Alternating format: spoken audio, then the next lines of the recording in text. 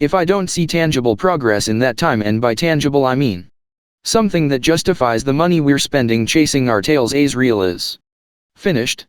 Danny Maguire walked back to his own office despondent. Celine was barely talking to him. At work, his own IRT division, who had always been extremely loyal to him personally, was starting to get pissed at the amount of time he was devoting to Azrael, which most of them considered to be the wildest of wild goose chases.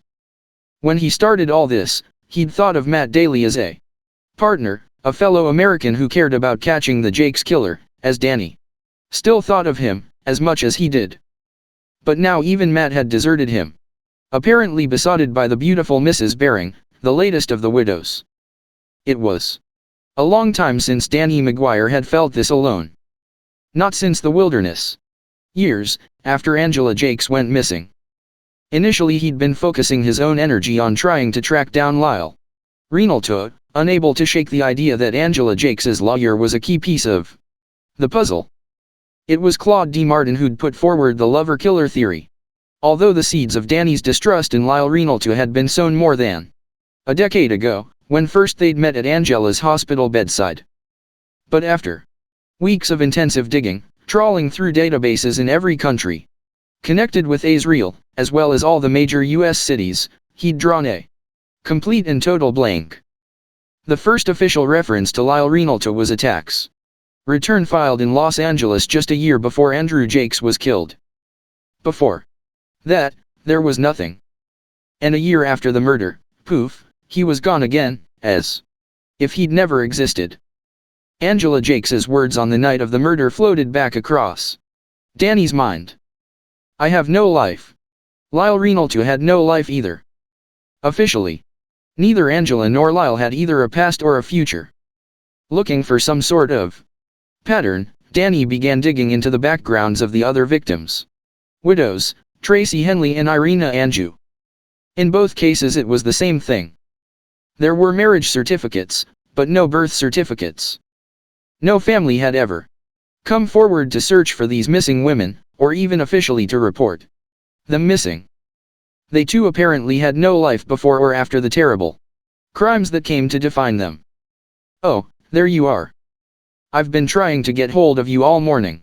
Mathilde, Danny's secretary, pounced on him the moment he walked through the door. She ran through the long litany of requests and demands on Danny's time, the myriad other IRT cases that he'd been neglecting, and the names of the various colleagues who were baying for his blood. When she was finally done, Danny headed into his private office. As an afterthought, Mathilde called out to him, "Oh," and Claude D. Martin called. "He says he has news and would you call him back as soon as possible?" At the peninsula, things began moving at lightning speed.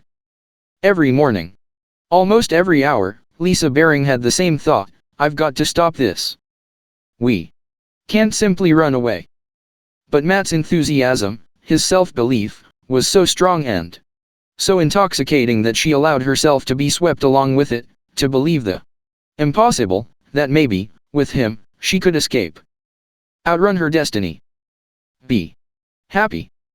Matt spent the bulk of each morning making Skype calls from his computer. Having decided air travel was too risky, he'd planned a route using only boats and trains, booking under false names and transferring money anonymously via DG Cash from Lisa's Alpha offshore account. Matt hoped that, in Asia at least, a hefty bribe would prove an acceptable alternative to picture ID. The plan was for Matt to leave first, in the small hours of the morning. Assuming they were being watched 24 hours a day by Inspector Liu's men, the idea was that Matt's departure would lure the surveillance crew away from the hotel. He would then have to lose them somewhere on the DLR and head for the harbor. This should provide enough distraction for Lisa to slip out at 6 a.m., dressed in the plain knee-length blue uniform worn by all the peninsula maids, hopefully without being noticed. Lisa asked Matt, "How on earth are we going to get hold of a uniform? Hit some poor girl over the head? No. We'll ask her nicely. Failing that, we'll try a $50 bill and a signed photograph of Matt LeBlanc." Lisa laughed out loud. "You think I'm kidding?" Friends is still huge over here. Sure enough, he pulled a sheaf of publicity headshots out of a drawer. You'd be amazed how far these go with our Chinese friends. Like cigarettes in jail. Lisa shook her head. So our grand escape plan begins with Joey Tribbiani. Have some faith, Lisa. I know what I'm doing. After Lisa's getaway, the next stage was a fishing boat to the mainland, where a fixer Mr. Ong had agreed to arrange their passage via the South China Sea and Sunda Strait to Cape Town. From there a long series of overnight train rides would ultimately bear them north. It would be a month at least before they arrived in Casablanca. Simple, said Matt, which made Lisa laugh again, because, of course, the plan was anything but simple. In truth, it was fraught with danger at every turn. But Matt's confidence was unshakable, and the fantasy too sweet and perfect to resist. We'll live anonymously in some tranquil riad, watching the birds flit around the fountain in the courtyard. All will be peace and calm and beauty. He'll never find me. The madness will end. At 9 o'clock the night before they were due to leave, Matt left a sealed envelope with cash at the front desk. Running for his life or not, Matt Daly wasn't the sort of guy to disappear without paying his bill. Upstairs in their suite, he and Lisa drank a last nightcap of whiskey and settled down for a few short hours of sleep. The alarm was set for 2 a.m. For the plan to work, Matt had to be on his way before 3 a.m. Claude D. Martin had been on the autoroute for 5 straight hours before he took the exit marked Aix-en-Provence. Skirting the ancient city itself, he finally pulled in outside a nondescript light industrial complex. Wedged between the autoroute and the railway line, Laboratoire Chaumeurs was a forensic facility used by all the police forces of southern France. 2 days earlier, Danny Maguire had received a call from one of their senior research technicians, confirming that the lab had indeed provided DNA sample analysis on the Anjou murder and rape case last year.